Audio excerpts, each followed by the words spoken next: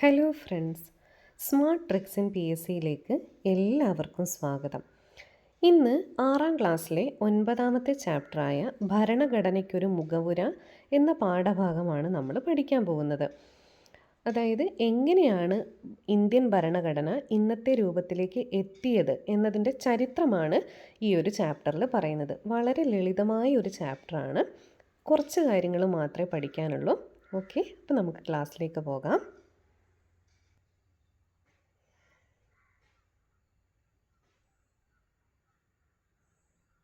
ഇവിടെ ഭരണഘടനയെക്കുറിച്ച് ചെറിയൊരു ഇൻട്രൊഡക്ഷൻ കൊടുത്തിട്ടുണ്ട്. ഏതൊരു സമൂഹത്തിനും സുഗമമായും സ്വസ്ഥമായും ജീവിക്കുന്നതിനും പുരോഗതി കൈവരിക്കുന്നതിനും നിയമങ്ങളും ചട്ടങ്ങളും പാലിക്കേണ്ടത് അത്യാവശ്യമാണ്. വിദ്യാലയങ്ങളിലും പൊതു ഇടങ്ങളിലുമൊക്കെ ചില നിയമങ്ങൾ അനുസരിച്ചാണ് നമ്മൾ പ്രവർത്തിക്കുന്നതെന്ന് മുൻ ക്ലാസ്സുകളിൽ നിങ്ങൾ പരിചയപ്പെട്ടിട്ടുണ്ടല്ലോ. വളരെ വിശാലമായ ഭൂപ്രദേശമുള്ള ധാരാളം ജനസംഖ്യയുള്ള പല വിഭാഗങ്ങളിൽപ്പെട്ട ജനങ്ങൾ ഒന്നിച്ച് താമസിക്കുന്ന രാജ്യമാണ് നമ്മുടേത്. ചില നിയമങ്ങളും ചട്ടങ്ങളും വ്യവസ്ഥകളും അനുസരിച്ചാണ് ഇത്തരം വൈവിധ്യങ്ങളുള്ള നമ്മുടെ രാജ്യം മുന്നോട്ട് പോകുന്നത്. ഇതുപോലെ മിക്ക രാജ്യങ്ങൾക്കും അവയുടെ നിലനിൽപ്പിനും ഭരണത്തിനും സഹായിക്കുന്ന അടിസ്ഥാന തത്വങ്ങളടങ്ങിയ ഒരു ഏകീകൃത രേഖയുണ്ട്. ഇതാണ് ഭരണഘടന. ഈ ഒരു ഭാഗത്ത് ഈ ഒരു സ്റ്റേറ്റ്മെൻറ്റ് നമ്മൾ കൃത്യമായിട്ട് ഓർത്തിരിക്കണം. മിക്ക രാജ്യങ്ങൾക്കും അവയുടെ നിലനിൽപ്പിനും ഭരണത്തിനും സഹായിക്കുന്ന അടിസ്ഥാന തത്വങ്ങളടങ്ങിയ ഒരു ഏകീകൃത രേഖ, ഇതാണ് ഭരണഘടന. അതിൻ്റെ കറക്റ്റ് ഡെഫിനേഷനായിട്ട് താഴെ കൊടുത്തിട്ടുണ്ട്. ഒരു രാഷ്ട്രത്തിലെ ഗവൺമെൻറ്റിൻ്റെ സംഘാടനത്തിനും പ്രവർത്തനത്തിനും ആവശ്യമായ അടിസ്ഥാന നിയമങ്ങൾ, തത്വങ്ങൾ, വ്യവസ്ഥകൾ എന്നിവയടങ്ങിയ ആധികാരിക രേഖയാണ് ഭരണഘടന. ഓക്കെ, അപ്പോൾ എന്താണ് ഭരണഘടന? ഒരു രാഷ്ട്രത്തിലെ ഗവൺമെൻറ്റിൻ്റെ സംഘാടനത്തിനും പ്രവർത്തനത്തിനും ആവശ്യമായ അടിസ്ഥാന നിയമങ്ങളുണ്ട്, തത്വങ്ങൾ, വ്യവസ്ഥകൾ എന്നിവയടങ്ങിയ ആധികാരിക രേഖയാണ് നമ്മൾ ഭരണഘടന എന്ന് പറയുന്നത്. അപ്പോൾ ഇവിടെ ഒരു കുട്ടികളും വക്കീലും തമ്മിലുള്ള അഭിമുഖത്തിൽ പറയുന്നുണ്ട്. കുട്ടികൾ ചോദിക്കുന്ന ചോദ്യത്തിൻ്റെ എല്ലാം ഉത്തരമായിട്ട് വരുന്നത് ഭരണഘടനയാണ്. നമ്മുടെ ഭരണകർത്താക്കൾക്ക് ഈ അധികാരങ്ങളൊക്കെ എവിടെ നിന്നാണ് ലഭിച്ചത്? പൗരരുടെ ചുമതലകൾ എന്തൊക്കെയാണെന്ന് എവിടെയാണ് രേഖപ്പെടുത്തിയിരിക്കുന്നത്? നമ്മുടെ രാഷ്ട്രത്തിൻ്റെ ഭരണ സംവിധാനം എപ്രകാരമാണെന്ന് എഴുതി വച്ചിട്ടുള്ളത് എവിടെയാണ്? ഇതെല്ലാം ഭരണഘടനയിലാണ് എഴുതി വച്ചിട്ടുള്ളത്. ജനങ്ങളുടെ അവകാശങ്ങളെക്കുറിച്ചും ഭരണഘടനയിൽ പറയുന്നുണ്ട്. ഓക്കെ, നമുക്ക് നോക്കാം. ഭരണഘടനയുടെ മുൻഗാമികൾ. ഇതിൽ കുറച്ച് ഇമ്പോർട്ടൻ്റ് ആയിട്ടുള്ള ഡേറ്റ്സും കുറച്ച് സ്റ്റേറ്റ്മെൻറ്റുകളും നമുക്ക് ശ്രദ്ധിക്കാനുണ്ട്. ഹമ്മുറാബിയുടെ നിയമസംഹിത. ലോകത്തിലെ ഏറ്റവും പഴക്കം ചെന്ന നിയമസംഹിതകളിൽ ഒന്നാണ് പുരാതന ബാബിലോണിയയിലെ ഭരണാധികാരിയായിരുന്ന ഹമ്മുറാബിയുടെ നിയമസംഹിത. അതിൻ്റെ വർഷം ഏതാ വരുന്നത്? BCE 1792 മുതൽ 1750 കാലഘട്ടത്തിലുള്ളതാണത്. ഒരു രാജ്യത്തിൻ്റെ അടിസ്ഥാന നിയമങ്ങളെ ധിക്കരിക്കാൻ ആർക്കും അധികാരമില്ല എന്ന് ഈ നിയമസംഹിത അനുശാസിക്കുന്നു. അപ്പോൾ ഇവിടെ ഓർക്കേണ്ട പോയിന്റുകൾ: ഹമ്മുറാബിയുടെ നിയമസംഹിതയെക്കുറിച്ചാണ് നമ്മൾ പറഞ്ഞത്. ലോകത്തിലെ ഏറ്റവും പഴക്കം ചെന്ന നിയമസംഹിതകളിൽ ഒന്നാണിത്. ഈ ഹമ്മുറാബി ഏത് രാജ്യത്തെ ഭരണാധികാരിയായിരുന്നു? പുരാതന ബാബിലോണിയയിലെ ഭരണാധികാരിയായിരുന്നു. ഈ നിയമസംഹിത എഴുതിയ വർഷം ഏതാണ്? BCE 1792. ഹമ്മുറാബിയുടെ കാലഘട്ടം വരുന്നത് BCE 1792, 1750 കാലഘട്ടമാണ്. ഇതിൽ പറയുന്ന കാര്യം എന്താണ്? ഒരു രാജ്യത്തിൻ്റെ അടിസ്ഥാന നിയമങ്ങളെ ധിക്കരിക്കാൻ ആർക്കും അധികാരമില്ല. Next, Magna Carta. ഇംഗ്ലണ്ടിലെ ജനങ്ങൾ രാജാക്കന്മാരുടെ ഏകാധിപത്യത്തിൽ വേർപൊട്ടിയിരുന്നു.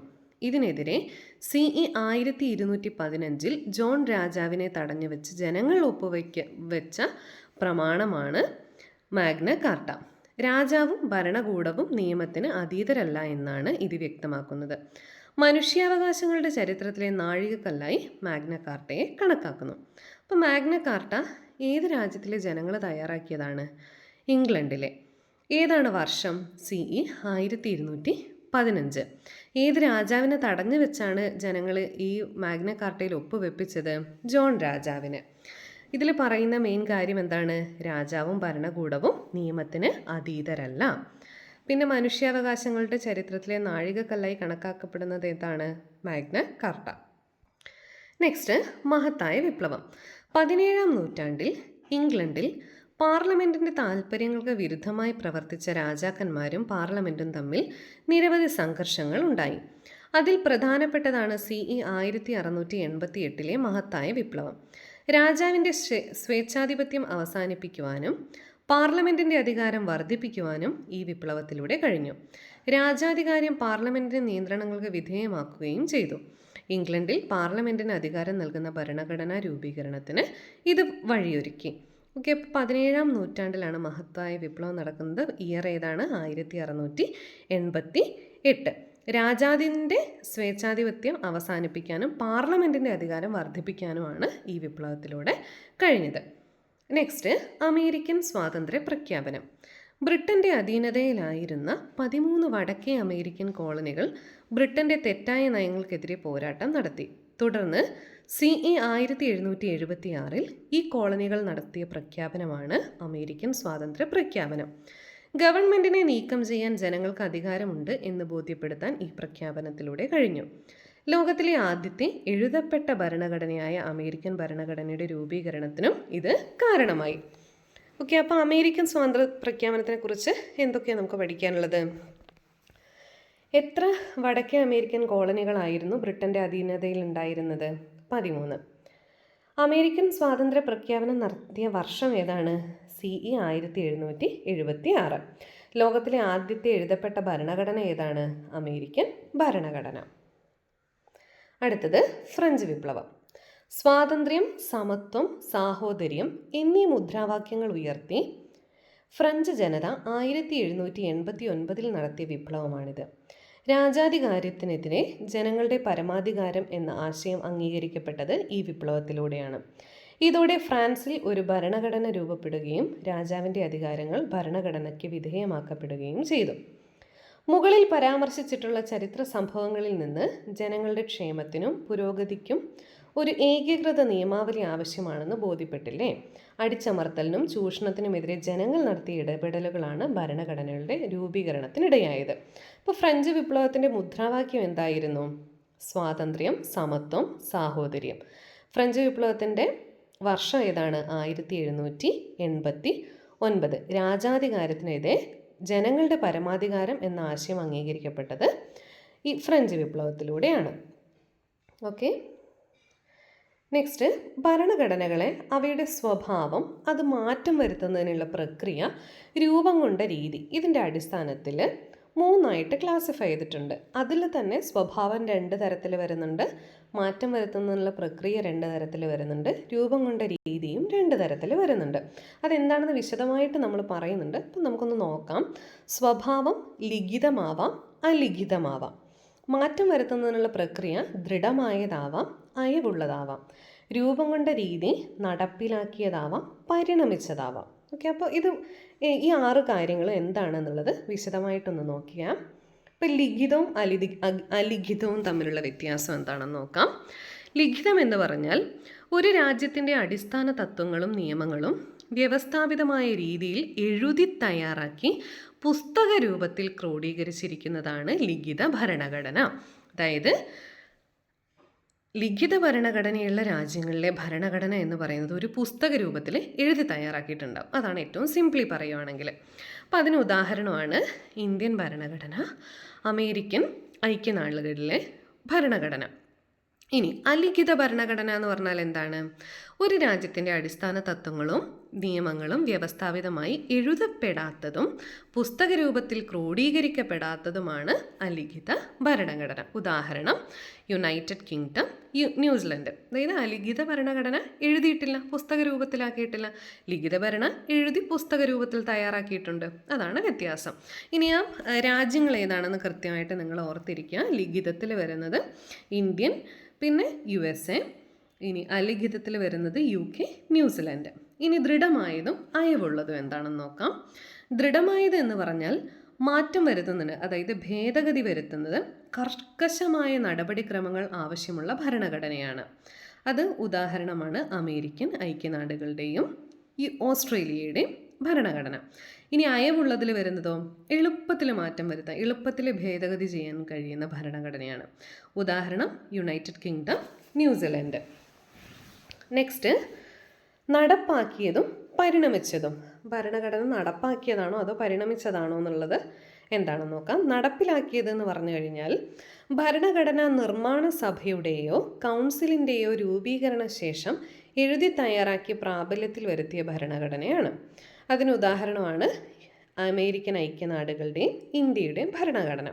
ഇനി പരിണമിച്ചത് എന്ന് പറഞ്ഞു കഴിഞ്ഞാൽ ക്രമേണയുള്ള മാറ്റങ്ങളുടെ ഫലമായി രൂപപ്പെട്ട ഭരണഘടന.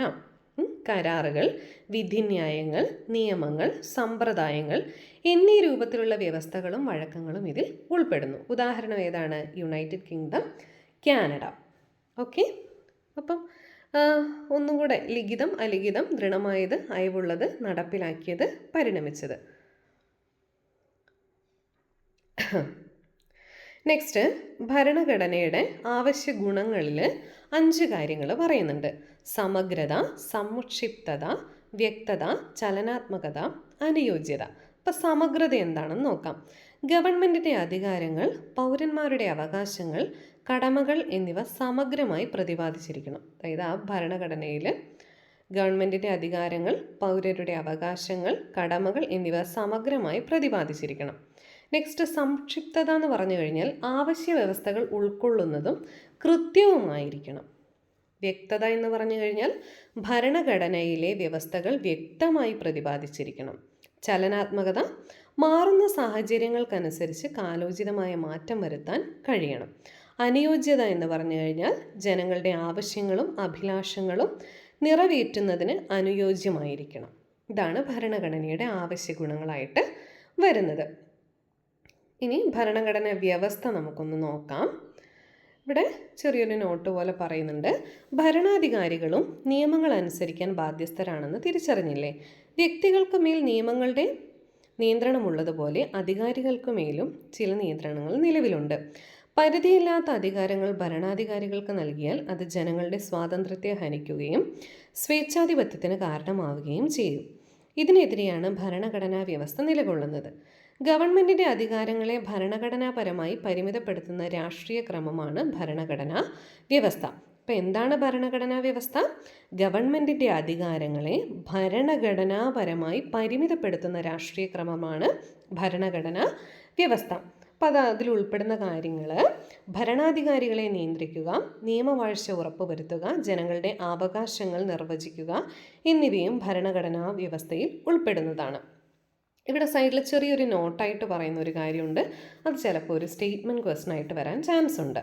ഭരണഘടനാ വ്യവസ്ഥ എന്നിവയെക്കുറിച്ച് ആദ്യം പ്രതിപാദിച്ചത് അരിസ്റ്റോട്ടിലാണ്. ഒരു രാഷ്ട്രത്തിലെ ഭരണാധികാരികളുടെ വിന്യാസം എന്നതാണ് ഭരണഘടനയ്ക്ക് അദ്ദേഹം നൽകിയ പ്രാഥമിക നിർവചനം. സാധാരണ നിയമങ്ങൾ എന്നും ഭരണഘടനാ നിയമങ്ങൾ എന്നും അദ്ദേഹം നിയമങ്ങളെ 2ആയി തരംതിരിച്ചു. ഓക്കെ, അപ്പോൾ അരിസ്റ്റോട്ടിലിനെ കുറിച്ചാണ് ഇവിടെ പറയുന്നത്. ഒരു രാഷ്ട്രത്തിലെ ഭരണാധികാരികളുടെ വിന്യാസം എന്നാണ് ഭരണഘടനയ്ക്ക് അദ്ദേഹം നൽകിയ നിർവചനം. അപ്പം അദ്ദേഹം നിയമങ്ങളെ 2ആയിട്ട് തരംതിരിച്ചിട്ടുണ്ട്. എന്താണ്? സാധാരണ നിയമങ്ങളെന്നും ഭരണഘടനാ നിയമങ്ങളെന്നും. നെക്സ്റ്റ്, സുദീർഘമായ നിരവധി പ്രക്രിയകളുടെ ഫലമായിട്ടാണ് ഓരോ രാജ്യത്തിൻ്റെയും ഭരണഘടന രൂപപ്പെട്ടിട്ടുള്ളത്. നമ്മുടെ രാജ്യത്തിൻ്റെ ഭരണഘടനയുടെ ചരിത്രവും ഇതിൽ നിന്ന് വ്യത്യസ്തമല്ല. ഇന്ത്യൻ ഭരണഘടന രൂപപ്പെട്ടത് എങ്ങനെയാണെന്നാണ് നമ്മൾ പരിശോധിക്കാൻ പോകുന്നത്. ഇപ്പോൾ രാഷ്ട്രപതിയുടെ സത്യപ്രതിജ്ഞ ഇവിടെ പറയുന്നുണ്ട്. ആ ഖാഖ എന്ന് അവിടെയുള്ള ആ ഒരു സ്ഥലത്ത് നമ്മൾ രാഷ്ട്രപതി, അദ്ദേഹത്തിൻ്റെ പേരാണ് പറയേണ്ടത്. നിലവിലെ രാഷ്ട്രപതി ആരാണ്?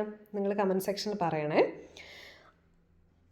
ഞാൻ വിശ്വസ്തയോടെ ഭാരതത്തിൻ്റെ രാഷ്ട്രപതിയുടെ ഉദ്യോഗം നിർവഹിക്കും, അല്ലെങ്കിൽ രാഷ്ട്രപതിയുടെ ചുമതലകൾ നിർവഹിക്കും എന്നും എൻ്റെ കഴിവിൻ്റെ പരമാവധി ഭരണഘടനയും നിയമവും നിലനിർത്തുകയും സംരക്ഷിക്കുകയും പാലിക്കുകയും ചെയ്യുമെന്നും ഭാരതത്തിലെ ജനങ്ങൾക്ക് സേവനം ചെയ്യുന്നതിനും അവർക്ക് ക്ഷേമം കൈവരിക്കുന്നതിനും സ്വയം അർപ്പിച്ചിരിക്കുന്നുവെന്നും ദൈവത്തിൻ്റെ നാമത്തിൽ സത്യം അഥവാ സഗൗരവം പ്രതിജ്ഞ ചെയ്യുന്നു. രാഷ്ട്രപതിയുടെ സത്യപ്രതിജ്ഞാവാചകം ശ്രദ്ധിക്കുക. അതാണ് നമ്മളിപ്പോൾ വായിച്ചത്. നമ്മുടെ ഭരണഘടനയുടെ പ്രാധാന്യം ഇതിൽ വ്യക്തമാക്കുന്നുണ്ട്. ലോകത്തിലെ ഏറ്റവും വലുതും എഴുതപ്പെട്ടതുമായ ഭരണഘടനയാണ് ഇന്ത്യയുടേത്. അതിൻ്റെ ഉദ്ഭവമാണ് നമ്മളിനി പഠിക്കാൻ പോകുന്നത്. ഇന്ത്യൻ ഭരണഘടനയുടെ ഉദ്ഭവം ബ്രിട്ടീഷ് ഭരണത്തിന് കീഴിലുള്ള ഇന്ത്യയുടെ ചരിത്രവുമായി ബന്ധപ്പെട്ടിരിക്കുന്നു. അപ്പോൾ ഇവിടെ ഒരു ക്വസ്റ്റ്യൻ വരാൻ ചാൻസ് ഉള്ളത് ലോകത്തിലെ ഏറ്റവും വലുതും എഴുതപ്പെട്ടതുമായ ഭരണഘടന ഏത് രാജ്യത്തിൻ്റേതാണ്? ഇന്ത്യയുടേത്. അപ്പോൾ ചരിത്രം നമുക്ക് നോക്കാം. ഇംഗ്ലീഷ് ഈസ്റ്റ് ഇന്ത്യ കമ്പനി എന്താണ് കോൺട്രിബ്യൂട്ട് ചെയ്തതെന്ന് നോക്കാം നമ്മുടെ ഭരണഘടനാ നിർമ്മാണവുമായി ബന്ധപ്പെട്ട്. ഇന്ത്യയുമായി വ്യാപാര ബന്ധം സ്ഥാപിക്കുന്നതിന് വേണ്ടി CE 1600 English east India company സ്ഥാപിക്കപ്പെട്ടു. കച്ചവടത്തിനായി വന്ന ബ്രിട്ടീഷുകാർ ക്രമേണ അധികാരികളായി മാറിയതോടെ ഇന്ത്യയുടെ ഭരണം കമ്പനിയുടെ കൈകളിലായി. ഇനി 1857 ഒന്നാം സ്വാതന്ത്ര്യ സമരം. ബ്രിട്ടീഷുകാർക്കെതിരെ ഇന്ത്യക്കാർ നടത്തിയ ആദ്യ ബഹുജന സമരമാണിത്. ഇംഗ്ലീഷ് ഈസ്റ്റ് ഇന്ത്യ കമ്പനിയുടെ ഭരണം അവസാനിപ്പിക്കുന്നതിന് ഇത് കാരണമായി. തുടർന്ന് ഇന്ത്യയുടെ ഭരണം ബ്രിട്ടീഷ് രാജ്ഞി നേരിട്ട് ഏറ്റെടുത്തു. Indian councils ആക്റ്റുകൾ. ബ്രിട്ടീഷ് ഇന്ത്യയുടെ ഭരണകാര്യങ്ങളിൽ ഇന്ത്യക്കാരുടെ പങ്കാളിത്തം ഉറപ്പുവരുത്താൻ സഹായിച്ച നിയമങ്ങളെയാണ് ഇന്ത്യൻ കൗൺസിൽസ് ആക്റ്റുകൾ എന്ന് പറയുന്നത്. സ്വാതന്ത്ര്യ സമര പ്രസ്ഥാനങ്ങൾ. ബ്രിട്ടീഷുകാർക്കെതിരെ ഇന്ത്യയുടെ സ്വാതന്ത്ര്യത്തിനു വേണ്ടി പോരാടിയ പ്രസ്ഥാനങ്ങളിൽ പ്രധാന പങ്ക് വഹിച്ചത് ഇന്ത്യൻ നാഷണൽ കോൺഗ്രസ് ആണ്.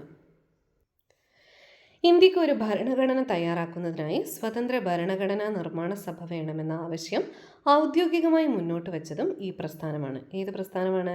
Indian National Congress, INC. Government of India ആക്റ്റുകൾ.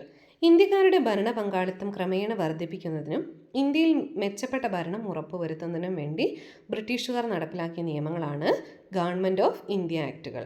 Next, cabinet mission.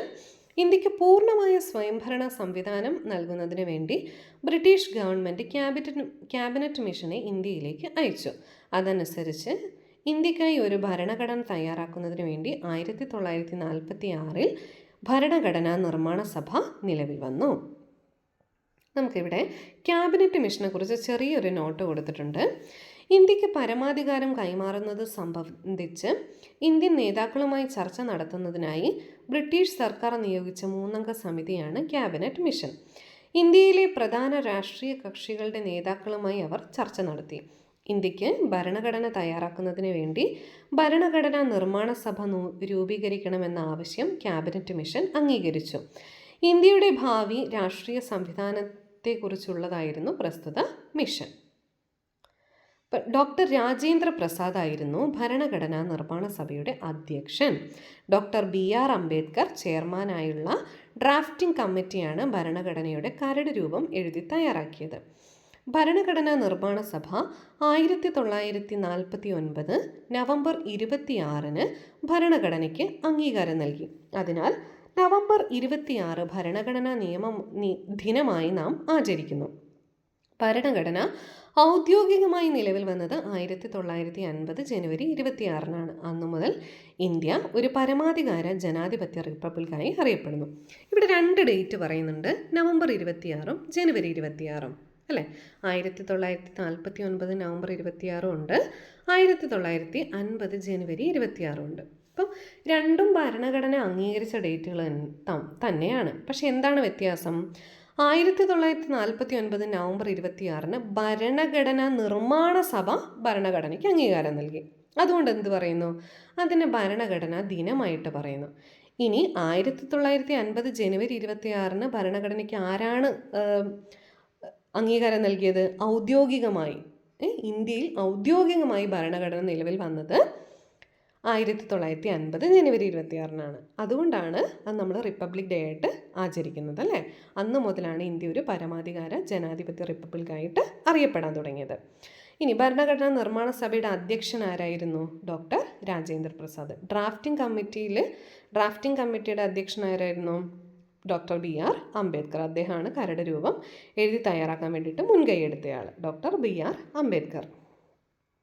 ഇനി ഭരണഘടനേൻ്റെ ആമുഖം നമുക്ക് എല്ലാവർക്കും പരിചയമുണ്ട്. ടെക്സ്റ്റ് ബുക്കിൻ്റെ ആദ്യ ഭാഗത്ത് തന്നെ കൊടുത്തിട്ടുണ്ടല്ലേ ഭരണഘടനയുടെ ആമുഖം. ഭരണഘടനയുടെ ആമുഖം പരിശോധിച്ചു കഴിഞ്ഞാൽ ഭരണഘടനയുടെ പ്രധാന ആശയങ്ങളും മൂല്യങ്ങളും കാഴ്ചപ്പാടുകളും പ്രതിഫലിക്കുന്നത് ആമുഖത്തിലാണ്.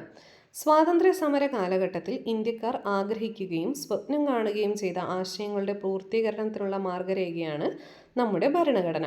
രാഷ്ട്രത്തിൻ്റെ അധികാരം ഉദ്ഭവിക്കുന്നത് ജനങ്ങളിൽ നിന്നാണെന്ന് ഭരണഘടന വിഭാവനം ചെയ്യുന്നു. രാഷ്ട്രത്തിൻ്റെ സ്വഭാവം, ഭരണഘടനയുടെ ലക്ഷ്യങ്ങൾ, ഭരണഘടന അംഗീകരിക്കപ്പെട്ട തീയതി എന്നിവയും ആമുഖത്തിൽ പരാമർശിച്ചിട്ടുണ്ട്. ഓക്കെ, ഇനി ഇന്ത്യൻ ഭരണഘടനയിൽ പരാമർശിച്ചിട്ടുള്ള അടിസ്ഥാന ലക്ഷ്യങ്ങളുണ്ട്. അപ്പോൾ അതെന്താണെന്ന് അതിനെ നമുക്കൊന്ന് വിശദമായിട്ട് നോക്കാം. 5 കാര്യങ്ങൾ പറയുന്നുണ്ട്. പരമാധികാരം, സ്ഥിതി സമത്വം, മതേതരത്വം, ജനാധിപത്യം, റിപ്പബ്ലിക്ക്. ഓക്കെ, അപ്പോൾ ആദ്യം പരമാധികാരം എന്താണെന്ന് നോക്കാം. ബാഹ്യ ഇടപെടലുകൾക്കോ സമ്മർദ്ദങ്ങൾക്കോ വിധേയമാകാതെ തീരുമാനങ്ങൾ എടുക്കുവാനുള്ള രാഷ്ട്രത്തിൻ്റെ അധികാരമാണ് പരമാധികാരം. സ്ഥിതി സമത്വം എന്ന് പറഞ്ഞാൽ എല്ലാവർക്കും തുല്യ പദവിയും അവസര സമത്വവും ഉറപ്പുവരുത്തിക്കൊണ്ട് സാമൂഹ്യനീതി നിലനിർത്തുന്നു. മതേതരത്വം രാഷ്ട്രത്തിന് ഔദ്യോഗിക മതമില്ല. വ്യക്തികൾക്ക് ഇഷ്ടമുള്ള മതത്തിൽ വിശ്വസിക്കുന്നതിനും ആചരിക്കുന്നതിനും പ്രചരിപ്പിക്കുന്നതിനും അവകാശമുണ്ട്. രാഷ്ട്രം ഒരു മതത്തോടും വിവേചനം കാണിക്കുകയില്ല.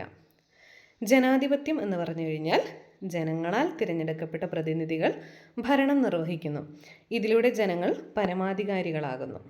റിപ്പബ്ലിക് തിരഞ്ഞെടുപ്പിലൂടെ രാഷ്ട്രത്തലവനെ തീരുമാനിക്കുന്ന സംവിധാനമാണ് റിപ്പബ്ലിക്. ഇന്ത്യയുടെ രാഷ്ട്രത്തലവനായ രാഷ്ട്രപതി തിരഞ്ഞെടുക്കപ്പെടുന്ന വ്യക്തിയായിരിക്കണമെന്ന് നമ്മുടെ ഭരണഘടന അനുശാസിക്കുന്നു. രാഷ്ട്രം പൗരർക്ക് ഉറപ്പു നൽകുന്ന നീതി, സ്വാതന്ത്ര്യം, സമത്വം എന്നിവയെക്കുറിച്ചും ആമുഖത്തിൽ പ്രതിപാദിക്കുന്നുണ്ട്. മാത്രമല്ല, വ്യക്തിയുടെ അന്തസ്സും രാഷ്ട്രത്തിൻ്റെ ഐക്യവും അഖണ്ഡതയും ഉറപ്പുവരുത്തിക്കൊണ്ട് ജനങ്ങൾക്കിടയിൽ സാഹോദര്യം പുലർത്തുന്നതിനും ആമുഖം ലക്ഷ്യം വയ്ക്കുന്നു.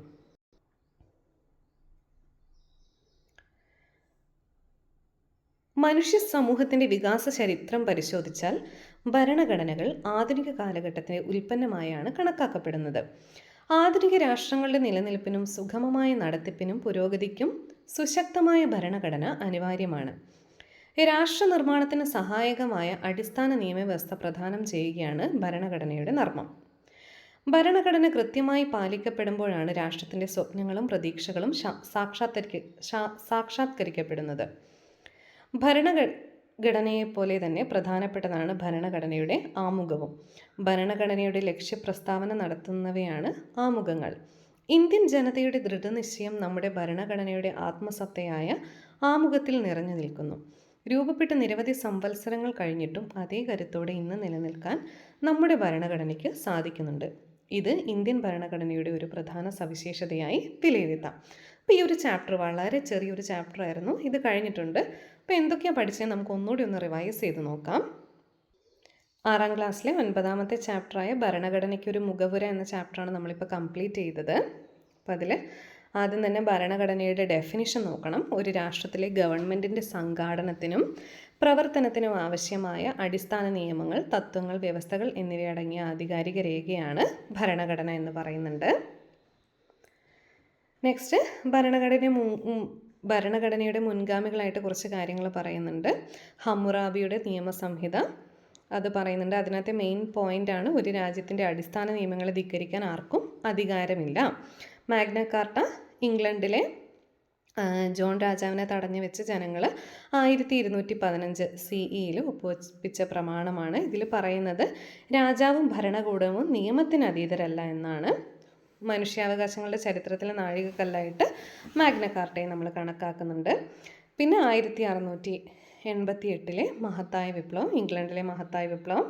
ഇനി അമേരിക്കൻ സ്വാതന്ത്ര്യ പ്രഖ്യാപനം നടന്നത് എപ്പോഴാണ്? 1776 CE. ലോകത്തിലെ ആദ്യം എഴുതപ്പെട്ട ഭരണഘടനയാണ് അമേരിക്കൻ ഭരണഘടന. ഫ്രഞ്ച് വിപ്ലവത്തിൻ്റെ മുദ്രാവാക്യം എന്തായിരുന്നു? സ്വാതന്ത്ര്യം, സമത്വം, സാഹോദര്യം. 1789 നടത്തിയ വിപ്ലവമാണിത്. അപ്പോൾ അതൊക്കെയാണ് മുൻഗാമികളായിട്ട് വരുന്നത്. ഇനി ഭരണഘടനയുടെ സ്വഭാവം 2 തരമുണ്ട്. മാറ്റം വരുത്തുന്നതിനുള്ള പ്രക്രിയ 2 തരമുണ്ട്. രൂപം കൊണ്ട രീതി 2 തരമുണ്ട്. സ്വഭാവം ലിഖിതം, അലിഖിതം. മാറ്റം വരുത്തുന്നതിനുള്ള പ്രക്രിയ ദൃഢമായതും അയവുള്ളതും. രൂപം കൊണ്ട രീതി നടപ്പിലാക്കിയതും പരിണമിച്ചതും.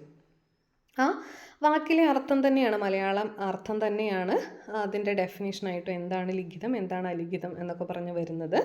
അപ്പോൾ അതൊന്നുകൂടി ഒന്ന് നോക്കുക. നെക്സ്റ്റ് ഭരണഘടനയുടെ ആവശ്യ ഗുണങ്ങൾ സംക്ഷിപ്തത, വ്യക്തത, ചലനാത്മകത, അനുയോജ്യത, സമഗ്രത എന്നിവയാണ്. നെക്സ്റ്റ് അരിസ്റ്റോട്ടിൽ പറഞ്ഞൊരു കാര്യമാണ് ഒരു രാഷ്ട്രത്തിലെ ഭരണാധികാരികളുടെ വിന്യാസം എന്നാണ് ഭരണഘടനയ്ക്ക് അദ്ദേഹം നൽകിയ പ്രാഥമിക നിർവചനം.